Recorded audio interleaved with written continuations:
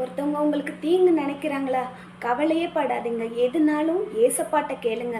அந்த தீமையை கூட நன்மையாக மாற்றி தரப்போகிறார் இன்னைக்கு உங்க வாழ்க்கையில. யோசிப்பினுடைய வாழ்க்கையை எடுத்து பாருங்க. அவருடைய சகோதரர்கள் வந்து என்ன செஞ்சாங்க, அவனுக்கு எவ்வளோ பெரிய ஒரு தீமையை செஞ்சாங்க. ஆனா கடைசியில என்ன ஆச்சு, அந்த சகோதரர்கள் எல்லாரும் என்ன செஞ்சாங்க, யோசிப்பினுடைய காலில் வந்து விழுந்து என்ன செஞ்சாங்க, மன்னிப்பு கேட்டாங்க. அதே மாதிரி தான் இன்னைக்கு உங்களை தீங்கு நினைக்கிறாங்களா, நீங்க கண்டிப்பாங்க உங்க தீமை எல்லாம் அவங்க செஞ்ச தீமைகளாலேயே உங்களுக்கு வந்து ஒரு நன்மையை வந்து ஏசப்பா தரப்போகிறார். அதை மட்டும் ஞாபகம் வச்சுக்கோங்க.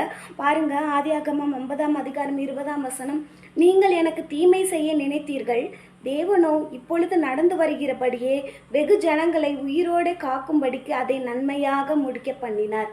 ஏசப்பா வந்து உங்களுக்கு தீமையை வந்து நன்மையா முடிக்க போகிறார். ஸோ அதனால கவலைப்படாதீங்க. நல்லா ஏசப்பாவை நினைச்சு ப்ரேயர் பண்ணுங்க. தேங்க்யூ.